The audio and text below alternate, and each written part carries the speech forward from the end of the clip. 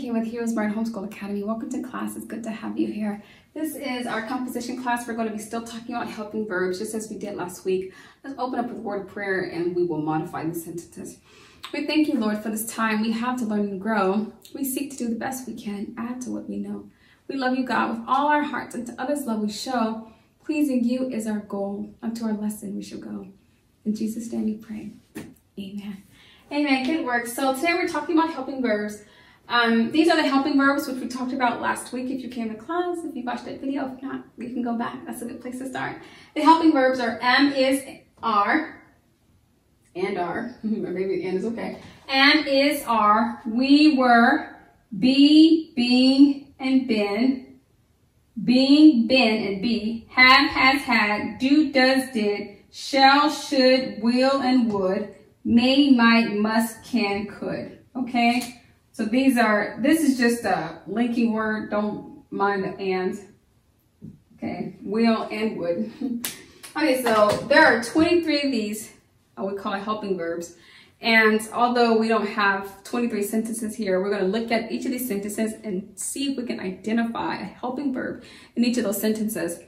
And if you don't know, you can just look over here and get your answer, okay? Okay, sentence 1 says, Mark will play outside with Ted. Mark will play. Now let's start here. Who is the subject here? The subject is Mark.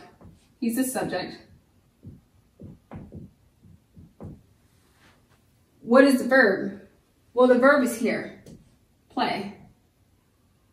Play is the verb. Remember, the word verb is an action word, something you do.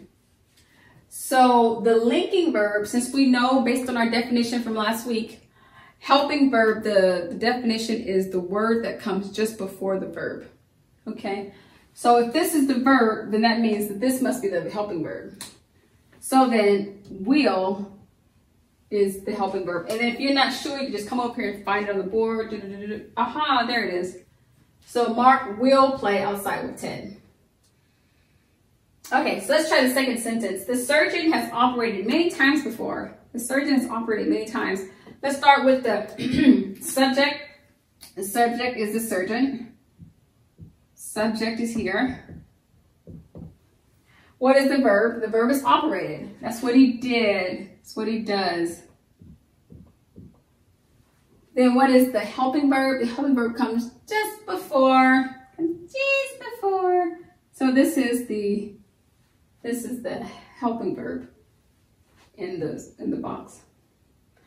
My sister is singing in the church choir. My sister is singing. Well, let's find out what the subject is. The subject is sister.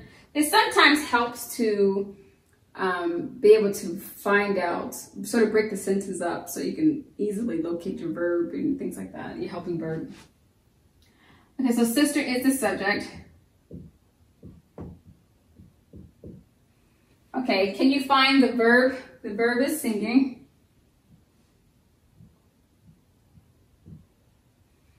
Okay, and that means that the helping verb comes just before. And that word is. So my sister is singing. What is the helping verb? Is. Let's try number 4. Scott can ride a horse. Scott can ride a horse. So then, who's the subject? The subject is Scott. He's the subject. What is the verb? Ride. Then what is the helping verb? The helping verb comes just before can. And keep in mind, you can always look over here to confirm. You can find these words in the helping verbs list. Can is right here. The new looking house was built 20 years ago. The new looking house. So let's find the subject. The subject is house. That's what we're talking about. And what is the verb? The verb is built. That's something you do, right? Something that's happened or happening. So then what is the helping verb? Look at the word that comes just before the verb. And that's this word. Was. The new looking house was built 20 years ago. Okay, number 6 says, Jesus did good works while on the earth. Did Jesus do, the Lord did some good works. He did. He was perfect. So let's find the subject. Who's the subject? None other than the Lord himself. He's the subject. What is the verb? The verb is good works, right? Is that what he did? He did good works. So this is the verb. In fact, the word work is in the verb phrase. So we know that has something to do with doing. He worked. He did good works. So then what is the helping verb? The helping verb comes just before. We call it, and that word did. Jesus did good works all on the earth. Okay, number 7. I am ready for lunch. I am ready for lunch. So who is the subject here? I am.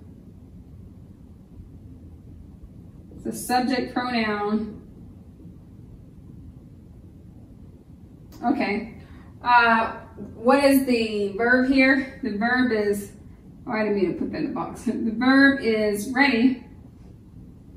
I am ready. Ready. Ready is actions. Moving is doing. This is the verb. Then what is the helping verb? The word that comes just before. Okay, I am ready. Now the only time that isn't true, when I say the word that comes just before, the only time that isn't true is if we put an adverb in there somewhere. That can happen. You can say, I am ready for lunch. You can say, well, ready is the verb, therefore am is the helping verb. But what if I said, I am so ready for lunch? Now I just broke up that verb phrase. I just broke it up. Instead of I am ready, that's easy. I found the verb, I can find a helping verb, they're side by side. But if I say I am so ready, then what did I just do? I just added an adverb to qualify the verb. And so no longer is the helping verb just next to, because if I add here, so I'm so ready, then that's going to be kind of funny. I'm going to break that up. So keep that in mind. Just know your helping verbs, and you should always be able to locate them in your sentences. That's all I have for you today, boys and girls. Thank you so much for coming to class, being a part of today's lesson. Until tomorrow, God bless.